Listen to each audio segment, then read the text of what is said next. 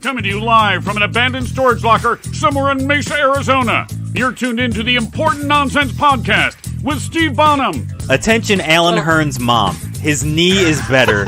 You can stop worrying. And Neil Smith. Even with the concussion, as long as he's cleared, probably don't have a better option. Ooh, boom shakalaka.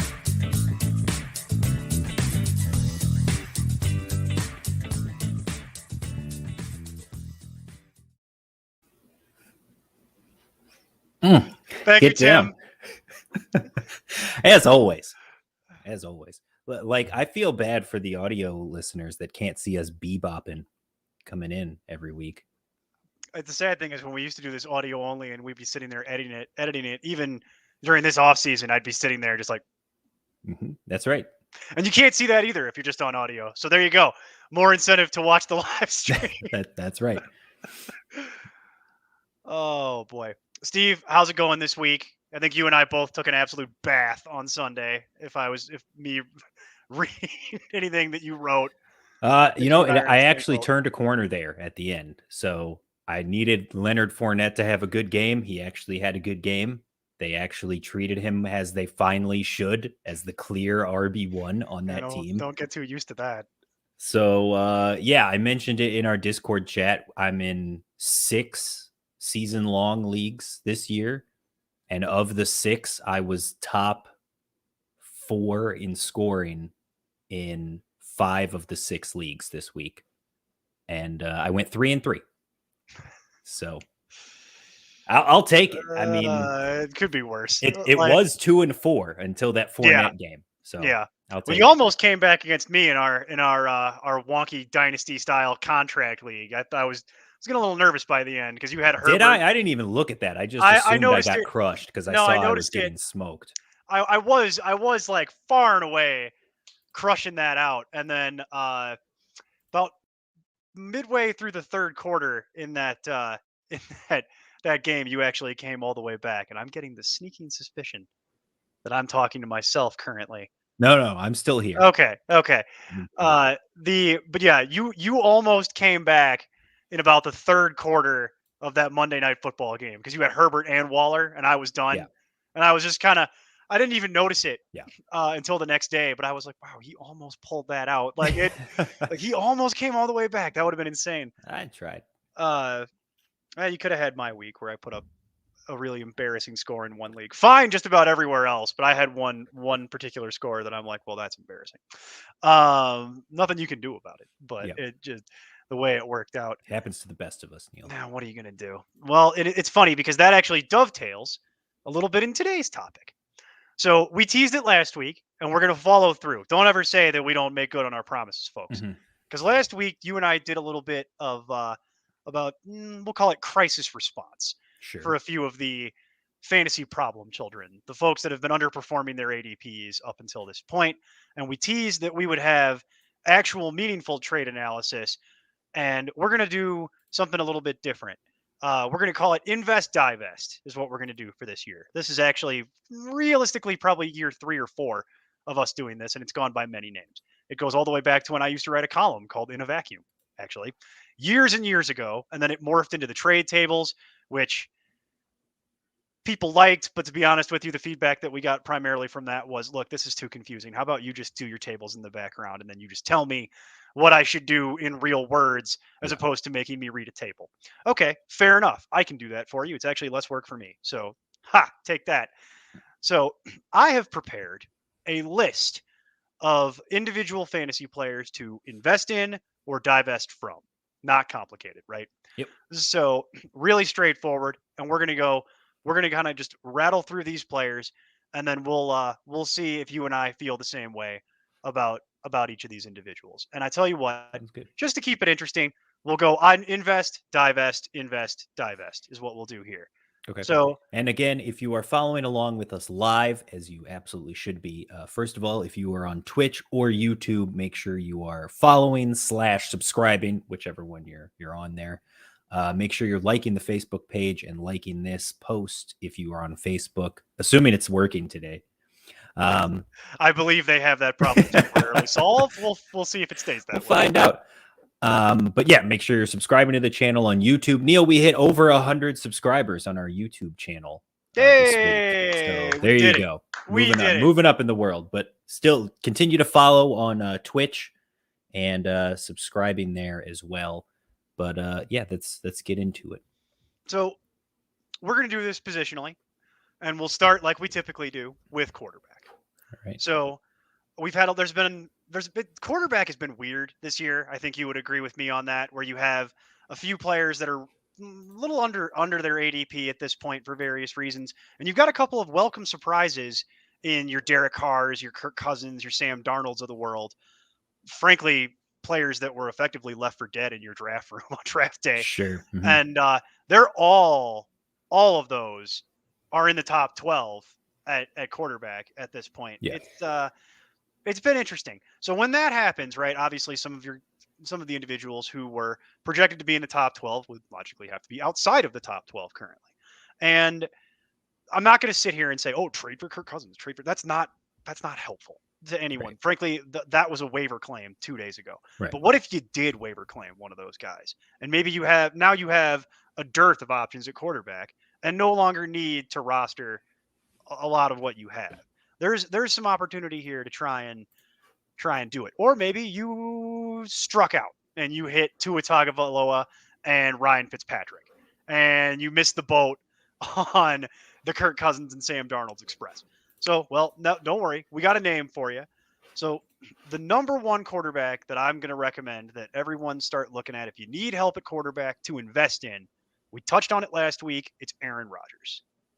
And the big thing here is you've got it here, nice and neat for everybody on the screen. So pretty, right? It is very pretty. Got our font and everything. Mm-hmm. He currently QB 18.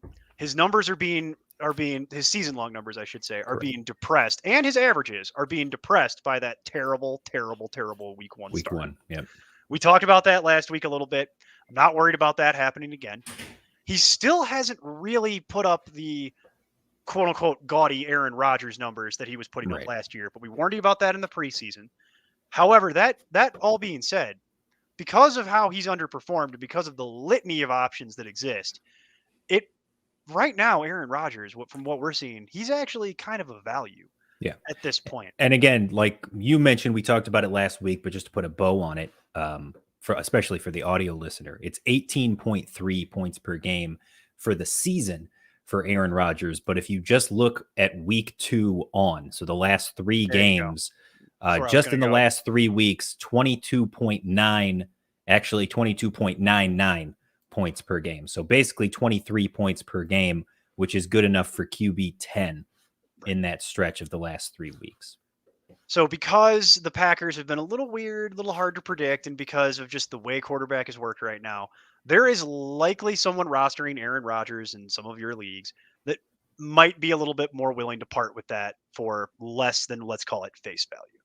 So I'm going to recommend that put in an inquiry with the individual who is currently rostered Aaron Rodgers. If it's not you, if it is you, this isn't really the spirit of the segment, but if it is you, I'd probably hold on to it, and I wouldn't be willing to deal it. But if you're not, if you'd have to look at who's rostered and what their individual roster is. But that's someone I'd be looking to target if you are looking to improve at quarterback. Schedule gets tougher. I do want to point that out down the stretch for them, but I'm not really concerned about that, to be honest. He's proven to be he's not schedule proof, but it doesn't factor in for Rodgers nearly as much for me. So that's going to be who I recommend to invest in if you're looking to upgrade. So who do you think the divest candidate is going to be, Steve? Who do you think? Like based on the top 10? Well, he would be in the top 10 currently. So you're on the right logic train there. Based on your history, I'm going to guess Daniel Jones. That would be a good guess. I'm still bitter, but we're going to not include that. We're going to edit that out. We're going to edit that out. Yeah. This is all live. There's no editing anymore. No, we don't do that. Wait, we're live? No. It is going to be Daniel Jones. And here's the thing. Daniel Jones is currently QB 6. It's right there on the screen, but once again, looks beautiful. Yeah. He's averaging 23.8 points per game. His rushing floor has been great. here's why I'm recommending. He's averaging more points than Josh Allen right now. He's averaging more. Exactly. He's been fantastic to this point. It's been a combination of running and throwing that has taken him to this point, and he's been doing it with below replacement level supporting cast. So I think the logical question would be, Neil, why do you think this trend won't continue? Well, their schedule.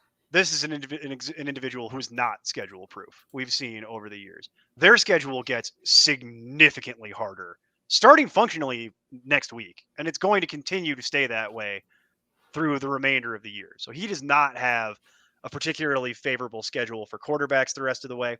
And also, to be honest, I'm projecting him to regress back down to the mean. They still have major systemic challenges on that roster and that team in general. Saquon is carrying him, and that will likely continue. But I do not see any way Daniel Jones is going to be able to finish the season at QB6. So to me, he's a little bit of a sell high. I'm not necessarily saying I would want to trade him for another quarterback per se, although if that's what you needed, you could maybe make that argument. But I think there's someone likely in your league. If you're rostering Daniel Jones, you definitely didn't draft him to be your QB1. Right. So you now suddenly have what is a nice little piece here to try and help somebody who's a little bit more QB needy. And to be honest with you, I think this is the perfect time to start having that conversation with your league mates. Find the individual in your league who's got quarterback problems right now and see if you can snake a wide receiver or a running back or a tight end for your backup quarterback. That's going to be my advice with what to do with Daniel Jones currently sitting at QB6. I'm not going to recommend holding. Now, I will say there is some timing involved with these types of things, right? So you could do it now, but to be honest, I think the best time to do it might actually be in right around week 9. So if you can sit on this for a few weeks, he's got a few plus matchups coming up here, including up until they get to Las Vegas in week 9. Yeah, they have Dallas, the Rams. Right. You don't love the Rams. You don't love the Rams one. Carolina, Kansas better matchup City, for quarterback than you would think, given the how good Raiders, and then the bye week. And then the bye. So I'd like to try and hold on to this maybe until week 9 if I absolutely had to. And then after that, they don't have another plus matchup until week 18, which is not helpful for anyone. So that's kind of the method to my madness here. Daniel Jones has outkicked expectations so far, but that includes games against Washington, who's been abysmal, surprisingly, and Atlanta, who's been abysmal, not surprisingly. Yeah. So for me, Daniel Jones is something that I'm looking to. He was your backup quarterback. I mean, you'd have to have completely struck out on your first quarterback more than likely for you to be in a situation where you realistically need to hold this. So in situations like this, I like to try and take depth at a position like quarterback where there's plenty of replacement level depth I can get and try and turn this into something that I need at a position that's got a little bit more scarcity behind it. So that's my thought process. I'll ask you though, how do you feel about any of that? I don't know if Daniel Jones can sustain is my fear with Daniel Jones. Like we talked about this before. Like last year, he was my guy. I planted my flag on Mount Daniel Jones, and then I died up there, and it was painful. I understand it, but again, I go back to I'll use the same argument I used all last season, which was with Saquon Barkley in the lineup, he was QB7. And then Saquon Barkley was in the lineup, and he was a top 10 quarterback in week 1. And then Barkley tears his ACL, and he was hot trash the rest of the year. So now Saquon Barkley is back, and all of a sudden Daniel Jones is QB6. I don't know. What does that mean? Does this mean that as long as Saquon stays healthy, that Daniel Jones is actually a viable fantasy option? I think he's actually going to be one of these guys in this Kirk Cousins, Derek Carr tier that's in the 12 to 16s that you would consider for streaming, especially during buys on a weekly basis. But can I count on him as a top 10 guy? No. And if somebody wants to give you top 10 value for a QB, I would absolutely take it. And that's why he's my divest candidate for quarterback. Yeah. Because this is between now and around week 9, I think is the peak time to want to try and move Daniel Jones. Because if you wait any longer than that, there's too many things that we can't predict, particularly if something was to happen to him again. I think he goes right back in the gutter. So if I'm holding on to Daniel Jones, I'd like to go around and see what I could get. I think it's time. We're 4 weeks in. This is normally when we try and coach people. At this point, you're starting to get an idea of who these individual players are going to be for this season. Things change, but with that, let's go directly. Without too much further ado, let's go into running back here. So I've got a couple for running back here, and there's a few. Running back is interesting this season. One of them is a name that people I think might not understand, but I'm going to talk you through the thought process here. One of my invest candidates for the moment is actually David Montgomery, and the reason that I'm saying that is because he's currently RB14, and that includes making an early exit from his week 4 matchup last week. He's probably going to miss. He's now injured, unfortunately. He's got a knee issue, and he's likely going to miss between the next 3 and 5 weeks. And so now I can already hear it in my head. How could you possibly recommend investing in that? Well, it's because in all likelihood, if you had this is really advice more geared to individuals who are 4-0, 3-1, or if you have a quality roster where you could absorb something like this. Because especially if you have IR slots, and if you don't have IR slots in your league, you should really vote on that. Yeah. IR slots to your league. We say that a lot. But David Montgomery, for me, I think is a unique buy low if you have a quality roster here. Because the individual in your league who likely is currently rostering David Montgomery lost something between their high-end RB2 on a weekly basis or their kind of lower-end RB1. They likely do not have in-house solutions to address the depth issue for 4 or 5 weeks, which is roughly what it'll be. And this is a rare opportunity where if you have a good team and you can absorb something like this, I would pick him up and stash him. I would want to do a trade, stash him on my IR, and then have him come back midway through the season. He'll be fresh. We talked about it last week with the struggles that have been going on in Chicago. He's really the one piece of Chicago that I feel really good about, and he's still only 24. So yes, the knee issue is not ideal, but it presents a very unique I almost said buying opportunity, but that's not really the proper vernacular. It presents a very unique opportunity to invest. Yeah, because you're gonna get a nice steep discount on this on something that never would have been available before, and the individual who's currently holding on to David Montgomery probably is not going to have a whole lot of like in-house solutions to this. So like what you're talking about is there's realistically somebody out there based on ADPs who could have had Austin Eckler, DeAndre Swift, and maybe like Chase Edmonds, and then Zach Moss. Sure.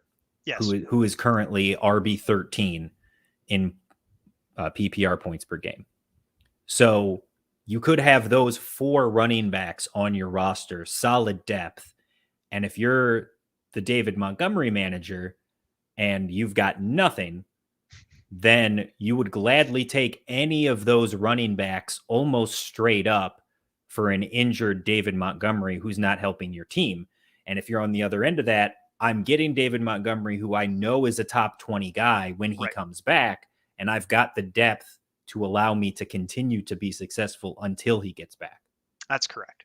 So if you're currently rostering David Montgomery, you have a choice to make. I hope you won the Damian Williams sweepstakes that went on today in waiver wires across the country.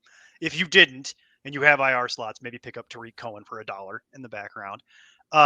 Beyond that, I don't know about that either. I know what's what I'm saying. None of it's good. So beyond that, you mentioned Zach Moss. Zach Moss is an interesting one because he's been just ever since the healthy scratch in week 1, he's scored a touchdown, at least one, every single week. Yep. Hard to predict if that's going to continue necessarily, but he's got, at this point, he's already kicking dirt on Devin Singletary's career. Right. I mean, Devin Singletary wasn't meaningfully involved in that game last week until they were firmly blowing out the Texans in the 4th quarter. So he's slowly taking that job away. Zach Moss is an interesting comp because if you're rostering David Montgomery right now, you probably don't have anything in house that's going to be a replacement level solution. And the Mhm. running back waiver wire right now is a total train wreck dumpster fire. There's nothing out there for you. So you're probably going to be put into a position where you might have to do something you don't want to do and move on from David Montgomery to try and keep your season moving forward. So Yep. I hate to tell you, but that's realistically your options. You can hope you won the waiver wire lottery, or you can kind of look at other options. So with that said, let's look at the number one divest candidate at this point. And this is going to make you, I think this is not going to be shocking to you specifically, mostly because we had a pre-show meeting about it, but also body of work for both of us. Mhm. The number one divest candidate for me, Miles Sanders. If only there was a website for years that has been saying If to only. not draft Miles Sanders and that he's overrated. If only such a platform exists and had a Discord channel that you could join through Patreon for $1 and get this quality advice beamed directly into the screen that's in front of your face. If only that any of that existed. Oh, wait. And I think this is a perfect segue too, because you just talked about Zach Moss kicking dirt onto the grave of Devin Singletary. And Devin Singletary is currently RB36, one spot ahead of Miles Sanders, who is RB37. That's how right. dead Miles Sanders is. That's right. He's an absolute joke. Miles Sanders has 15 touches combined in the last 2 weeks. That sound good to you? That sound like what you were hoping for? 15, so 7.5 per game. Yeah. That's atrocious. Yeah. That's not even hardly rosterable. Yep. That's like Tony Jones level of touches. Like that's like RB 65. It's Samaje Perine with Joe Mixon actually being healthy. Yeah. It's not useful. And even within that, the only thing you could ever hang your hat on with Miles Sanders was that he was getting some volume and that he might be able at any given moment to house one for you. He's not, that's way less likely when he's only getting 7.5 touches a game. Right. So now granted, some of that has to do with the fact that Jalen Hurts has thrown 87 times in those 2 games. And that's probably not necessarily going to continue. Although as someone who rosters a lot of Jalen Hurts, please make that continue. It's fantastic. Yeah, I it's absolutely wonderful love it so far. Yeah. But then we'll get into it here momentarily, but he's also just being out-snapped, out-touched, outplayed flatly in just about every measurable category by Kenny Gainwell, who we talked about at length in the preseason and the run-up to this. He was all over that Eagles show we did, you and I, in the preseason. We talked about it during draft coverage with Jack and Nee and everybody else. I mean, at this point, I want to see what I can get for Miles Sanders, and I'm not really going to be too picky about what the return is. And I'm going to hope somebody still treats Miles Sanders as the name Miles Sanders. And then I'm going to be able to try and sneak away from this investment at this point with what little dignity I have remaining. That's my actual advice. Get out now. Yeah, that's fair. At this point too, by the way, it's worth noting that again, I guess that's the entire season, but yeah, on average, Miles Sanders right now is getting 64% of the snaps for the Eagles, and Kenneth Gainwell is still getting 35. But even then, the 35 he's getting, he's actually being involved in the offense. He's actually being utilized. Red zone snaps. Yeah, he's taking the goal line work as well. So there's nothing about Miles Sanders, right? He's not being used in the passing game. Nope. He's not being used in the red zone. So he's getting the between the 20s carries, and that's it. So your hope is that he breaks his 70-yard touchdown that he does 3 times a year. That's it. That is the only way you can survive on Miles Sanders. And we talked about this in the preseason, that when you look at his games, if you eliminated his 3 70-yard rushes, like the rest of it, he had right around 3 yards per carry. And basically like 33% of his fantasy production came on 3 plays, like barely 2% of his entire season accounted for 33% of his fantasy production last year. So for him to be going in the top 20 again in ADP in the preseason made no sense whatsoever. Again, I said he wasn't even worth a top 30 pick, let alone top 20. And here we are. I posted the tweet too. I did a lot of victory lapping on Miles Sanders this week so far. Yeah, I saw. It's going to continue. Well, we're just going to keep dunking until somebody gets up and blocks it. So, but I brought back my tweet when we were doing our initial rankings in at the end of May, and I posted it with me having Miles Sanders at 32, and I said, when you rank Miles Sanders and it feels too high, and I replied, "Yep, it was too high." Like, it's that bad. It's that bad. It's that bad. So we will continue to kick dirt all over this until somebody can convince me, or and probably you, to back off. But at this point, if I'm rostering Miles Sanders for whatever reason at this point still, I'm frantically trying to trade that for realistically what I can get at this point. But we touched on it, so let's move into an invest candidate again. We'll go right into Kenny Gainwell. Yeah. And the reason why, more so than for the reasons we've already touched on, he's getting the red zone work. He's the primary pass catcher. If you go back in time on our coverage of this individual, it's not a coincidence that they've said that they want to treat him like Nyheim Hines. And we've seen what Nyheim Hines can do when he's actually being featured. So it's not exactly the most consistent thing in the world, but it's a lot better than Miles Sanders. So one of the things about Kenny Gainwell is that right now, this is still relatively achievable. He had the big game last week. I understand that. He had 6 receptions, 8 targets, 58 yards. One of those is a 15-yard reception. Yeah. But he only had 3 rushing attempts. But to be honest with you, I don't care. If you're going to get 6 receptions on 8 targets, you're borderline a top 24 running back within PPR running back circles. That's just the way it works. Yep. You get that involved in the passing game, you're borderline an RB2. So I'm not treating him like an RB2 at this point. He's just outside of that still. But that's what's interesting about this, because it's still relatively achievable at this point. So if I'm able to figure out a way to be able to pry Kenny Gainwell away from the individual who currently has them on their roster, I'm looking long and hard in that. Now, I'm not looking to give up RB2 level value here. I want to be very clear. I'm not recommending you trade your RB2 straight up for Kenny Gainwell, nor am I saying you should go and get a wide receiver or something else that would be the equivalent of an RB2 and trade for Kenny Gainwell. But a lot of folks just don't know much about Kenny Gainwell just yet, and he's really only had the one big game, which you could chalk up to being a fluke. Right. So a lot of folks haven't caught up to this yet, and so you can still get value on a deal involving Kenny Gainwell. So, well, and I think this is the best way to kind of put it too. So, shout out to our guys at Fantasy Pros for their snap analysis percentages here, but they have their utilization. So basically the percent of snaps a player plays and they are utilized in some way, shape, or form.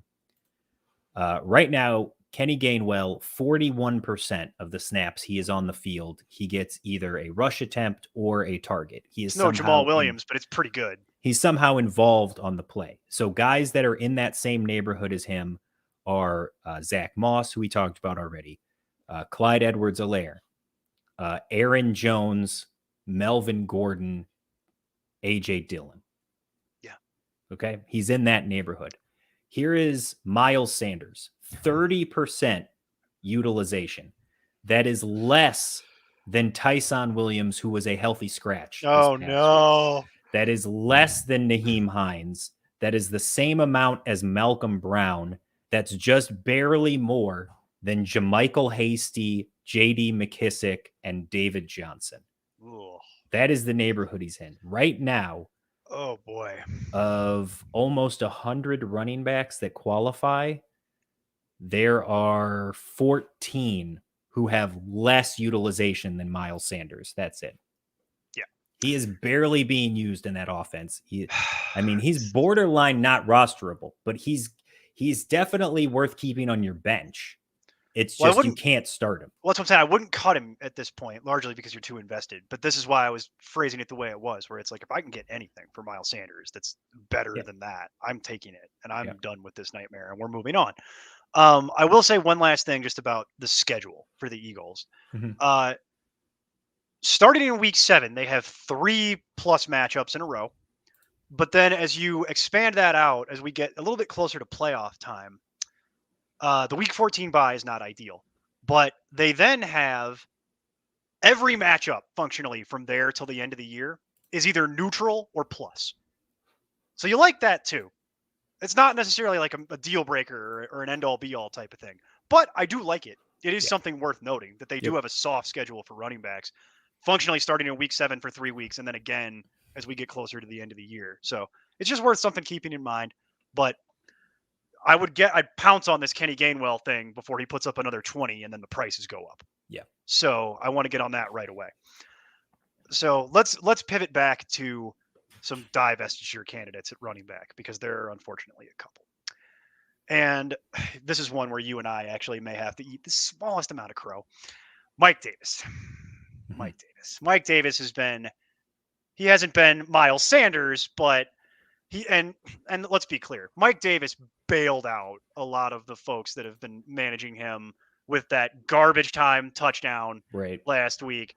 Aside from that, he has been really just not nearly as involved on Mhm. a team that is atrocious, that is never going to be able, from what I've seen, run the ball in a consistent manner. And it's really like just everything that could go wrong for Mike Davis in this situation is currently going wrong. And then we haven't even touched on Cordarrelle Patterson having the greatest season that he has ever had and will likely ever have. Right. That is totally, that's the part where I will not apologize. Yeah. Because that's a total outlier, completely crazy miracle thing. But you and I both had Mike Davis as an RB2. Granted, he was RB24. He was Yeah. the bottom Mhm. of RB2. But he has not been an RB2. He's been relegated to a flex running back, as it says right here on the screen. He's been RB32 through 4 weeks. He's losing playing time to Cordarrelle Patterson. They can't run the ball consistently when Well, it's it's not. Yeah, it's not even that. Like their offensive line is just so bad right that's now. fair. That's It, also a it component. it's feeling a lot like Todd Gurley again from last season, Yeah. where Okay. like right now Mike Davis is playing 67% of the snaps for Atlanta. So he's getting the lion's share of the work. Like Cordarrelle Patterson is only on the field 34% of the time. So he's out there just a couple of plays with Mike Davis as well. But for the most part, they're splitting the workload and it's heavily favoring Mike Davis. The difference is on his snaps that he's getting, only 26% of his snaps is he getting a rush attempt. And on only 10% is he being targeted. Meanwhile, on the other side, Cordarrelle Patterson is also getting a rush attempt on 28% of his snaps. So the same amount of rushing involvement on the snaps played, but he's getting a target on 23%.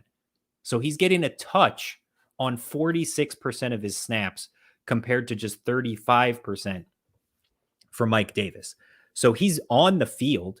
He's involved in the passing game as a blocker, but that's basically it. They're just using him as extra protection to pass block. And when they actually do want to pass and go on third down and go up tempo, they're bringing in Cordarrelle Patterson. Sure. And it's nuking Mike Davis's value. Like he's still the goal line back. He's still getting red zone work. He is, but the problem is how often are they actually getting that there? That's the problem. How often are they actually in the red zone in a game For where they it would to actually matter. Yeah. Right, exactly. So, for example, last week, I mean, Mike Davis was held to 13 rushes and he only managed to turn up 14 yards. Now, some of that's the offensive line, to your point, because he can't do it without a little bit of help. Yes. And he had 2 targets, 2 receptions. He just happened to score. If he Yes. doesn't score, it's a complete disaster for your roster. So, Yep. at this point, I am recommending it's time to start looking for alternatives to Mike Davis and see if maybe he could be a staple too, along with something else to maybe try and staple a bad contract to a good contract. And let's see if we can upgrade and get something that's a little bit more reliable and more productive. Right. And to be honest with you, the reason why he's a firm to vest for me is I just don't. Part of the component to be on these lists is, do you think it's going to get better or worse at any point? You know what I mean? Or is this just kind of what we're expecting? It is what it is. This yeah. is what it is. I'm not expecting this to get a whole lot better. So that's part of how he ends up on the list. So let's go. We'll do the last couple running backs here real quick. On the invest side, last invest running back, and make fun of me all you like, internet. I'm sure you already do. You can't get blood from a stone. So here's what I'll tell you. Melvin Gordon. I talk about Melvin Gordon a lot. I'm going to do it again. Melvin Gordon was, I've said this a million times, being criminally undervalued. And the rumors of his death to Javonte Williams were completely unfounded. He's currently at RB22. He's heavily involved in what the Broncos want to do. I think we've moved past the idea that they're going to try and trade him or something catastrophic would need to happen for this not to hold. But Melvin Gordon is actually on a fantastic pace to finish the season as an RB2. And he was not being drafted as an RB2. So this is a situation where it's worth looking around in your various leagues and seeing who happens to currently be holding Melvin Gordon. It's not you. If it is you, I'm probably actually trying to hold on to it. But if it's somebody else, I'd like to get a look at what their team is. And this is something that I'm looking to acquire. That's absolutely where I'm at. Hey, if I could trade Miles Sanders for Melvin Gordon right now, and I guarantee you there's a league where that could be done. I'm doing that all day, every day, and twice on Sunday. Yeah, if that's the case, I would definitely do it. But for me personally, I'm not going out of my way. This is one of those where I'm kind of, I don't want to say neutral, but like if I've got Melvin Gordon, I'm happy to stay. If I don't have Melvin Gordon, I'm not really seeking him out. I'm kind of indifferent.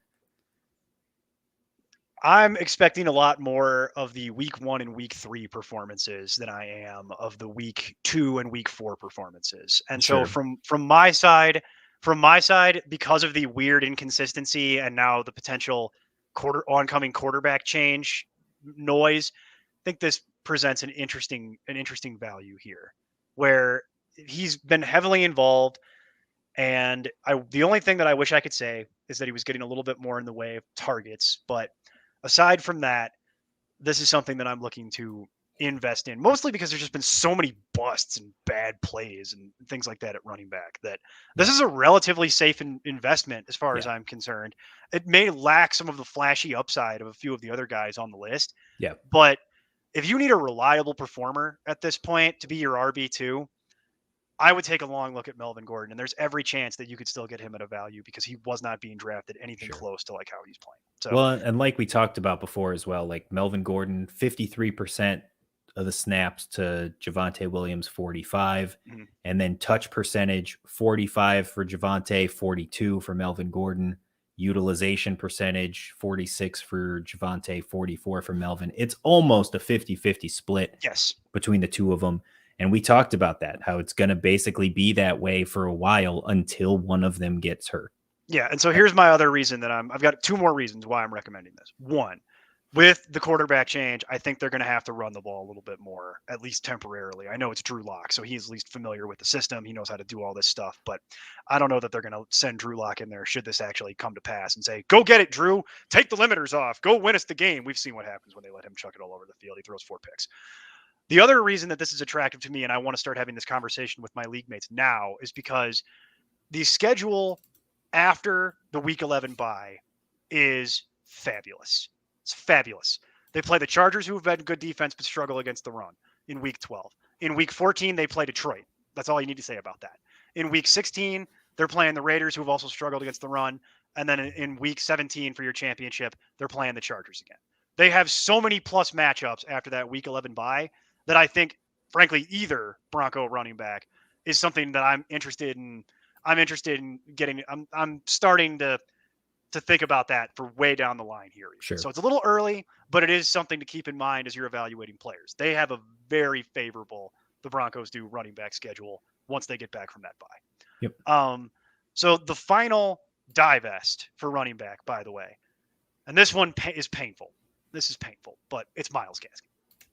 not to bury the lead. It's Myles Gaskin. And Steve, I'll just go to you directly here to talk about Myles Gaskin, because I know this has been something that you were very high on, and now that seems to be coming unglued a little bit in the background here.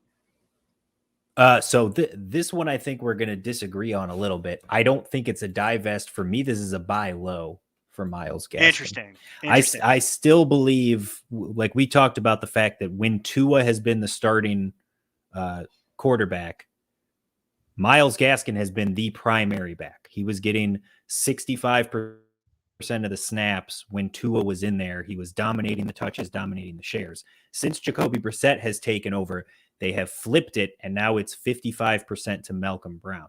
So he has become more heavily involved because they're playing more up-tempo and they're playing more RPO with Jacoby Brissett in there. So I think it's just switching the styles. I know this week you don't want to start him or Brown. You don't want either one against Tampa's crazy defense. No, you don't want that. But in 2 weeks, they're going up against Jacksonville in a fantastic matchup, and the reports are Tua will be back for that game. So when Tua returns against Jacksonville, I think Myles Gaskin is back in the flex talk. Definitely someone to consider at that point. And again, we can't speculate. We don't know exactly what's going to happen or not, but we're approaching the trade deadline. The only team that seems to be interested in Deshaun Watson is Miami. Sure. And if he were to land in Miami and take over that team, it sends everybody on that roster through the roof, including Gaskin, who, again, no matter what Brian Flores wants to believe, is the best running back on this team. Well, I'm not debating that. I know, but they've had issues on the offensive line. They're slowly getting better. And then, like I said, anytime Tua's been in the lineup, Gaskin has been the guy. So I'm not debating that either. I'm not panicked on Gaskin. I'm debating that they just can't seem to figure out how to run the ball with any kind of reasonable effectiveness. But look at the passing game too. Oh, They haven't been able to do anything. The defense has looked bad. The offense has been terrible. It has been a rough start to the Dolphins season. And honestly, the way things are going, Brian Flores may be the first one out. Oh yeah, that's if possible. It continues to go down this path. That's possible. I'm not willing to get invested in something like this and treat this like a buy low. Mm-hmm. So it's just, there's too many unknowns. You're talking about maybe it'll get better if they can bring in Deshaun Watson at the trade deadline. Sure. That's not a reason to trade for something. That's like total speculation. Yeah. Like I can't go there with that. So I'm sticking to my guns here. What I would do is I would be looking for a trade partner as a staple too. Now I do understand the idea that you might not want to do that right now. So there is a caveat to this advice, which is if I didn't have to do something today, I wouldn't do something today, because you mentioned the schedule. Mm-hmm. So what I would do is I would wait until week 8, because in that time frame, this week obviously is Tampa Bay. We talked about that. Yeah. But then it's Jacksonville, and then it's Atlanta the week after that. If they can get it right there with Tua back, stay the course. It's fine. If they can't get it right then, I'm willing to move on, even if it's not for what I invested in the draft. Because at that point, you're almost halfway through the season anyway, so that matters less at that point. I think it really depends on a lot of this one is going to be dependent on your team and your league as well. Like, if for example, if you're, what is this, week 5? So if you're 1-3 or you're 2-2 and Myles Gaskin is your RB2 and you've got nothing else, like if you're really desperate for a running back, then you have to make a trade.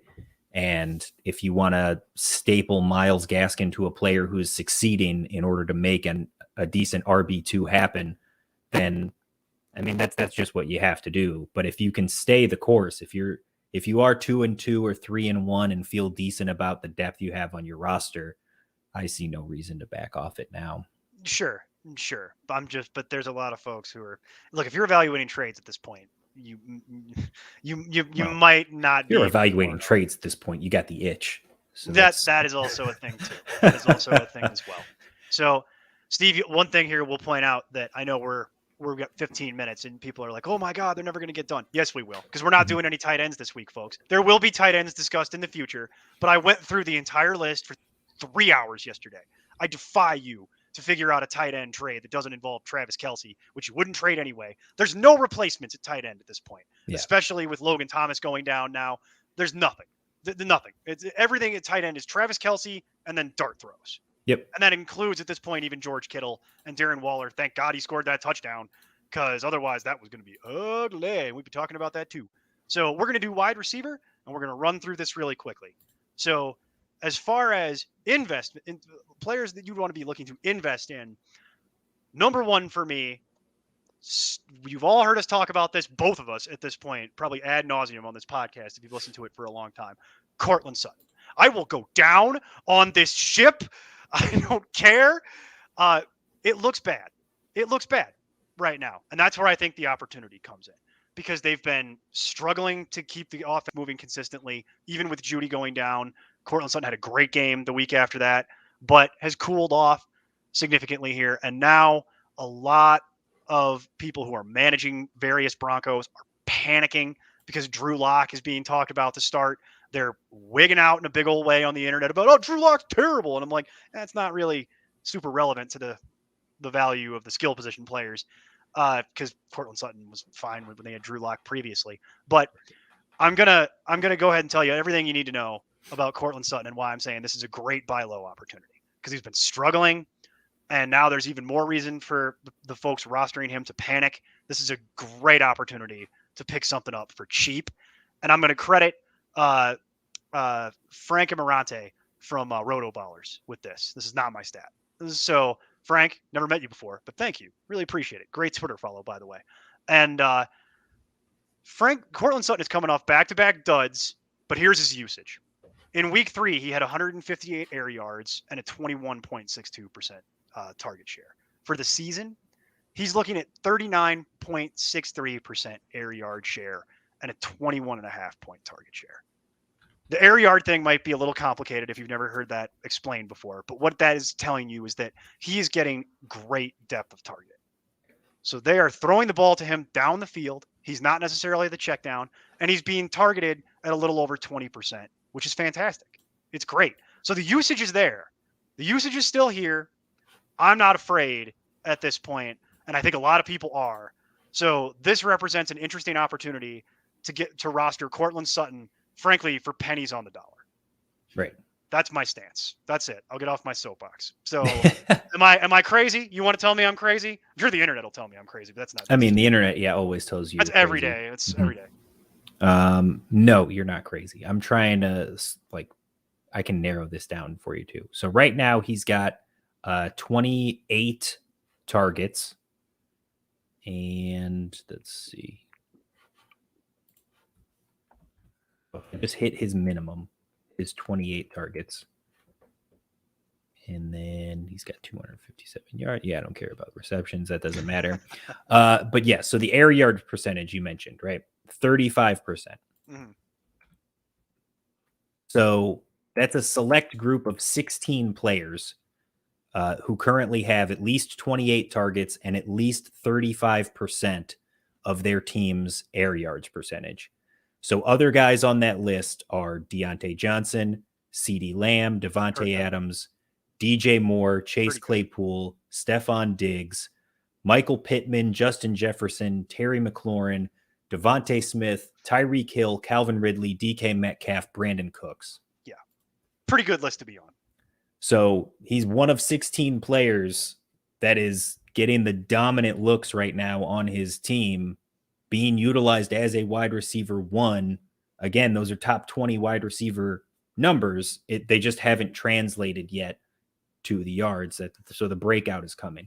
Yeah, there's going to be a reckoning on this, and there's too much wonky data going on. It's weird that it hasn't hit already. I'm still confident that it will. And if folks in your league aren't, great opportunity here to do this. So let's move on from the Cortland Sutton Love Festival that is this show regularly. And let's talk about another topic that is near and dear to both of our hearts, I think, from years gone by. My number one divest candidate, Hollywood Brown. I was hovering over Hollywood Brown because I was like, oh, number one, it's got to be this guy. Hollywood Brown. I knew it was coming. And this is one of those where I understand that he's been wide receiver 14 to this point. I totally get that. I understand.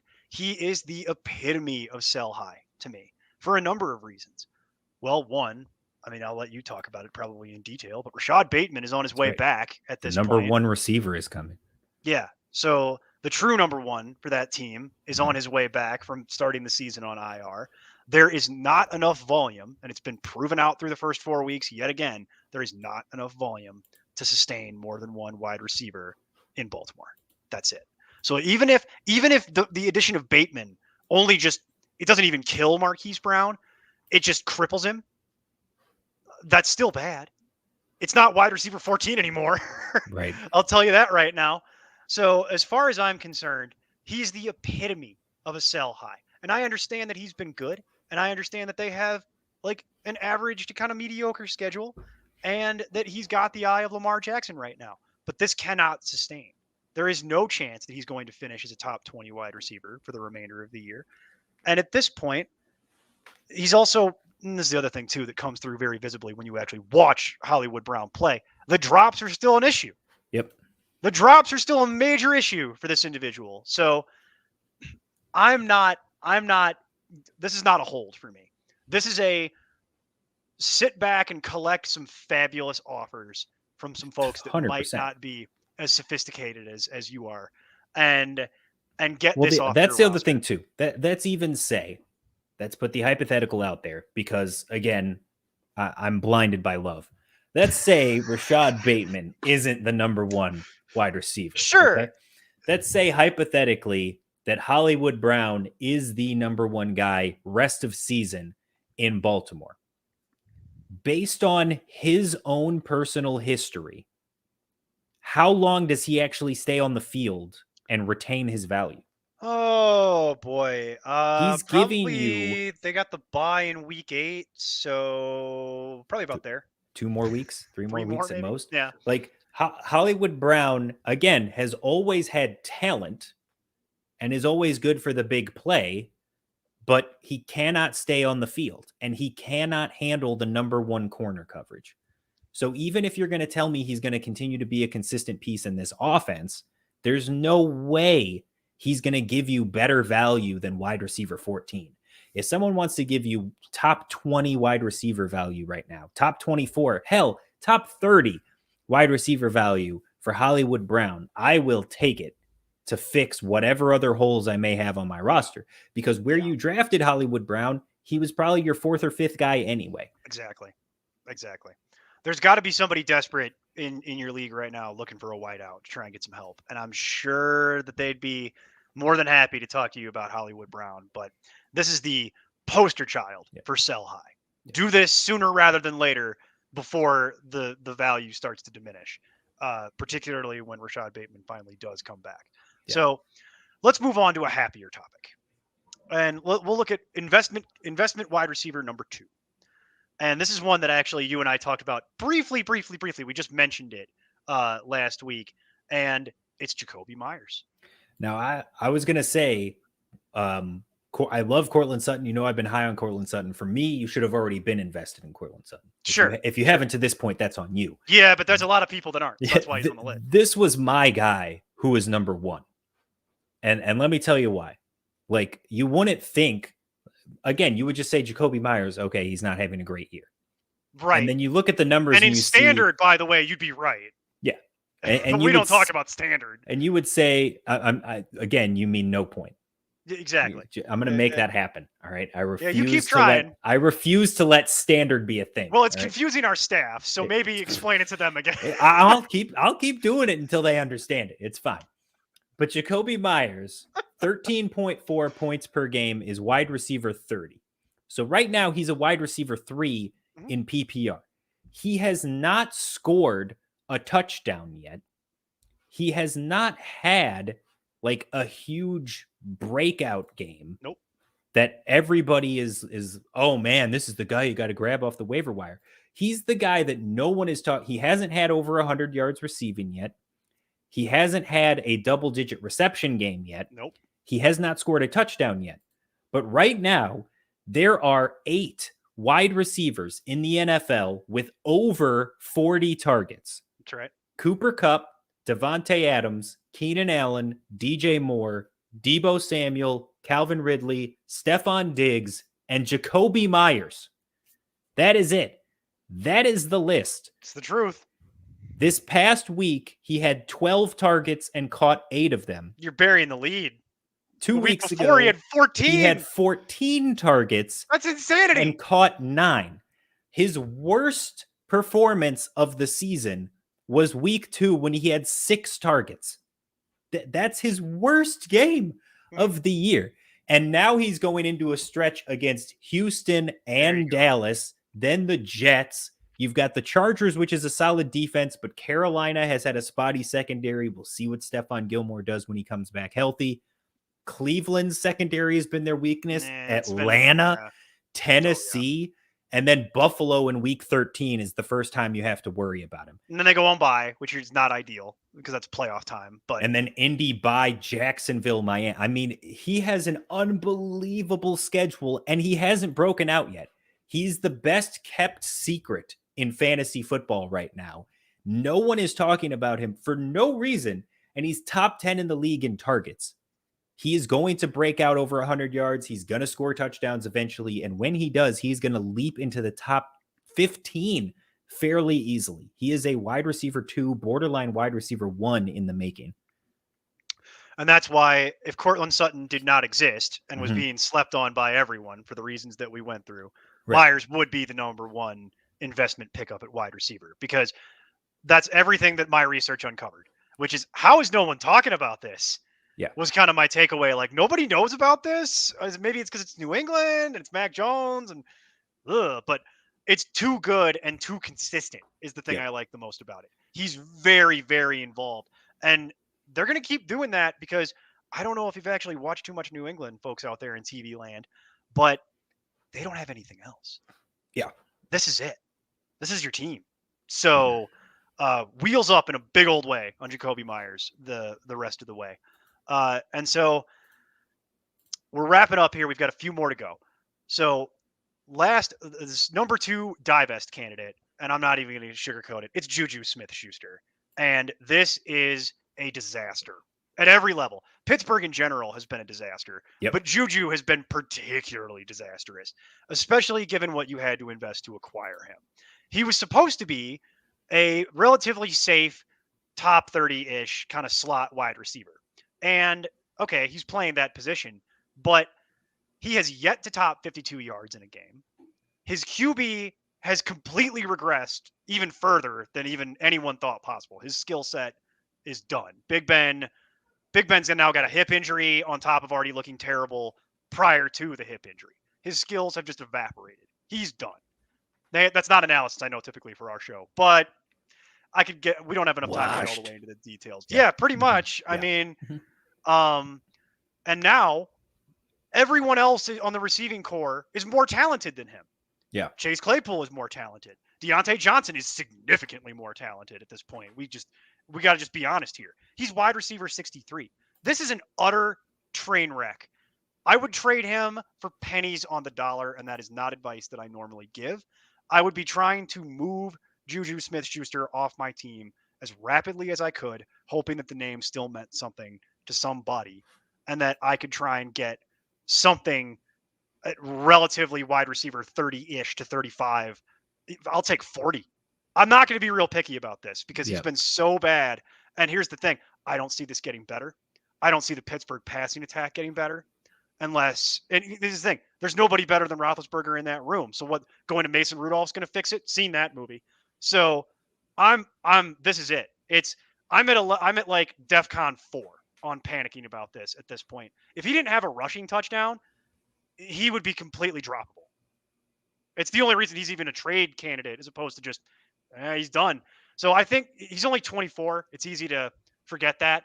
So he'll have more luck somewhere else, not in Pittsburgh, I think, at another stop in his career. But for the rest of this season for redraft, no. I want out. I'm moving on. It's time to be done. He's certainly not startable. Right. So I don't know. There's very little I could offer other than I would be trying as hard as I can to move him off my team. Yeah, I agree. Okay. And then we'll do the final invest, and I think this will be another one that will get the Steve Bonham seal of approval. Yeah. With DJ Chark now headed to IR with a fractured ankle, enter Laviska Shenault. Finally. The only problem with this being an invest is Laviska Shenault's ADP was mid to late 30s. So he was going a back end guy, but he was getting hype.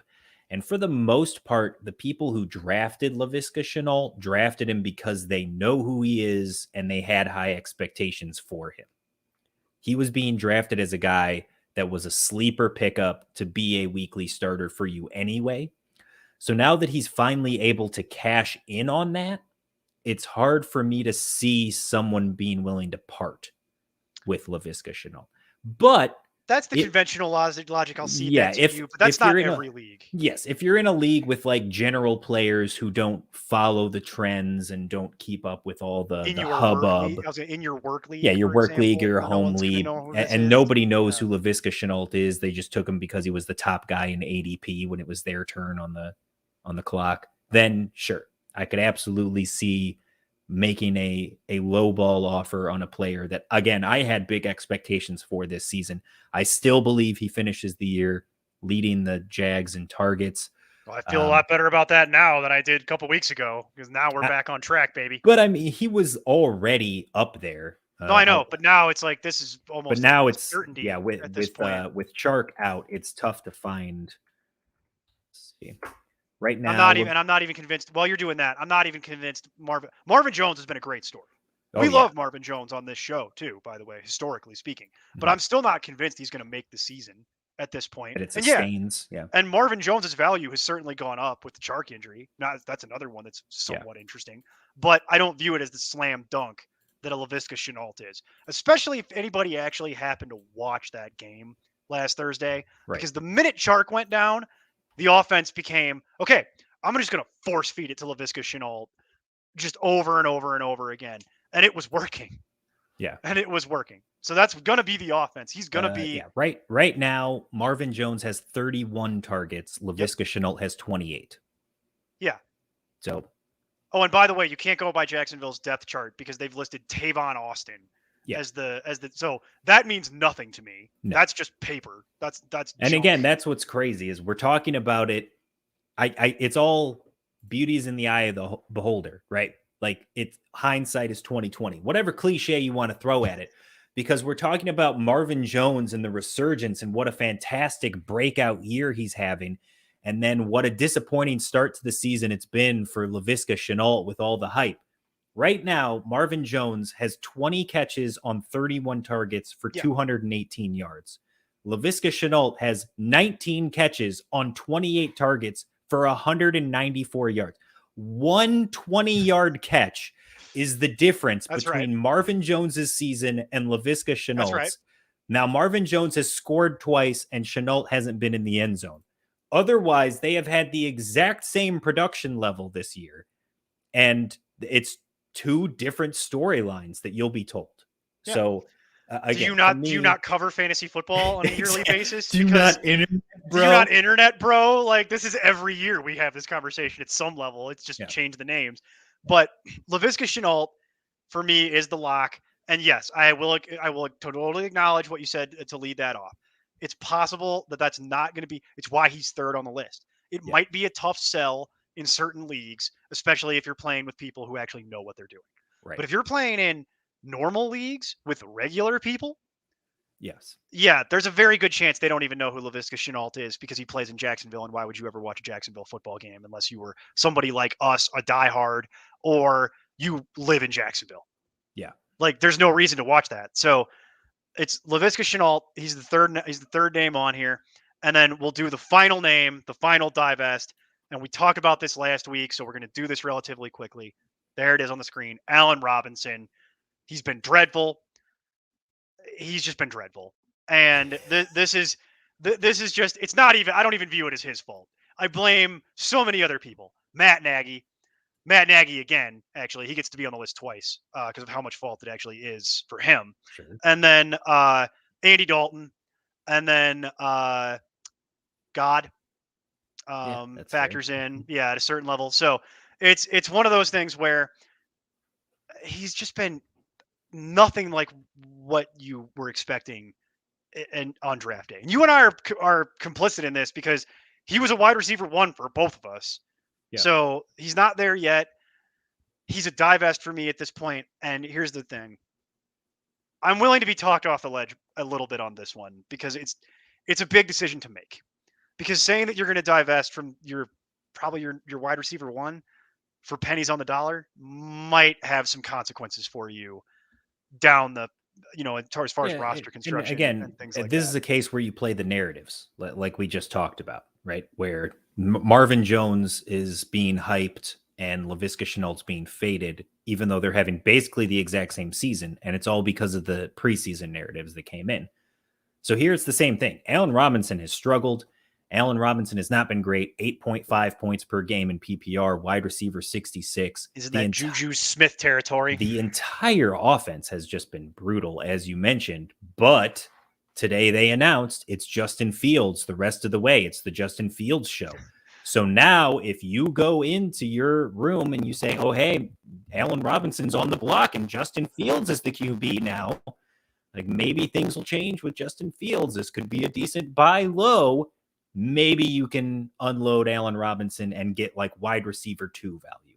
If I get wide receiver 2 value, I would be all right taking it. I'd probably want to be done with the headache more than I would want to. I would be ready to move on because it is going to be Justin Fields the rest of the way, which is exciting. And I can't wait to see what it is they do because they're going to have to do something because Matt Nagy apparently now knows his job depends on it. But throw it to Darnell Mooney seems to be what I think they're going to do. And so far that's working out. Especially last week. Yeah. So we'll eventually defenses will adjust too. They've been double teaming Allen Robinson, which is part of why they've been just throwing it to Darnell Mooney as much as possible. So if they do switch it up and they start playing Darnell Mooney tough and playing safeties over the top and they stop double teaming Allen Robinson for once, maybe he opens up and things do turn around for him. Yeah. And the other thing they've been doing is they've been feeding David Montgomery, and now that's not a thing anymore. Right. And I love Damian Williams. You and I are both pro Damian Williams and have been for a long time, but you and I both know that injury prone is not really a thing, but at the same time, I think we would also both kind of seed the idea that I would not view Damian Williams as the kind of thing that's a lock. Every time they try and give Damian Williams the full bell cow workload wherever he's been playing, typically that ends one way. Right. So he can stay healthy fine when he's not asked to do an entire RB1 workload indefinitely. Right. So we've got some issues with personnel now coming up that might change it, but none of what happened outside of that leads me to believe that they're going to suddenly pay less attention to Allen Robinson. They'll start doing that when Darnell Mooney starts crushing you. Yes. That's what'll trigger that event. So this is the last one. I hate to say it, but yeah, I'd be ready to move on from Allen Robinson. But yeah, and even then, like, you brought up a good point. Like, what's saved Allen Robinson too, like this theoretically was his best QB situation ever, right? We talked about it in the preseason, how Andy Dalton was even statistically the best quarterback he's ever played with. So for him, you would think that this is an improvement. It's a step up.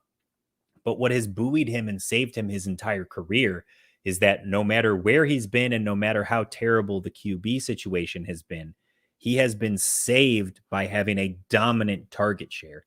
Yep. And it seemed like there was no way that was going to change, because why would it with how good he is? But right now, Darnell Mooney has 26 targets on the season and Allen Robinson has 24. Yeah. Right now, Darnell Mooney is the wide receiver 1 in Chicago. So I don't know.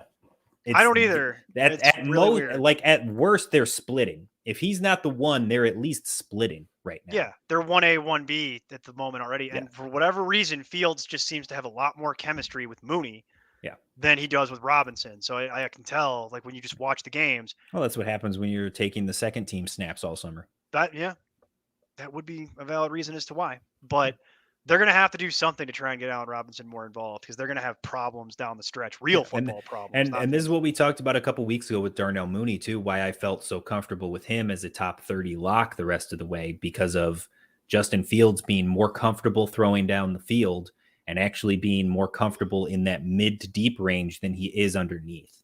Right. And that's kind of where Allen Robinson's bread and butter has been. So they're going to hit Darnell Mooney on those big plays and take those shots like no Bears QB basically ever has before. So it's a whole new world for Chicago. It's crazy. So at this point, but I think you and I agree. If I could get a wide receiver 2 or better, equivalency, I should say, value, I'm going to take it because I'm just done with the headache. And frankly, given how my team probably works, if I did roster Allen Robinson, I probably need to do something. Sure. I'm probably 2-2 at best. Mm-hmm. And it's time to start looking at your team and making decisions. Yeah. So I hope that everyone has found this helpful, at least in some regard. And you can read about it on Friday on importantnonsense.com when the companion article to what we've talked about will drop. So, and that'll be running until the trade deadline, the actual standard trade deadline. Obviously, local results may vary. Check your league settings for when your trade deadline actually is. And with that, that's everything I have for this week, Steve. Beautiful. Well, a lovely week talking trades with you, Neil, as always. We will be back next week. Until then, you can catch me everywhere at @nonsense_Steve. Catch Neil at @nonsense_Neil. Catch the website at NonsenseFF everywhere. And again, thank you for watching along. If you're watching on Facebook, give us a like. Twitch, give us a follow. What is it?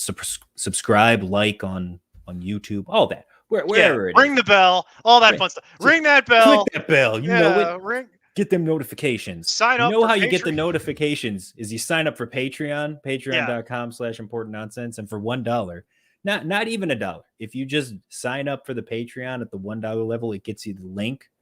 And then if you just immediately cancel it, don't even give us the $1. You don't even care. You get the notifications in the Discord. There you go. You still get the news and the notifications in our Discord. You can't talk to anybody.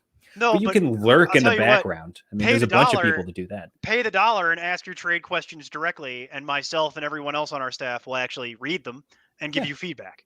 And there you go. To be honest, I've seen a lot of traffic coming through there from all the new people we've had signing up, because I do want to say thank you if you've signed up to be a patron of ours, because we have had several people sign up recently, more than we've ever had before. So thank you specifically to all of you.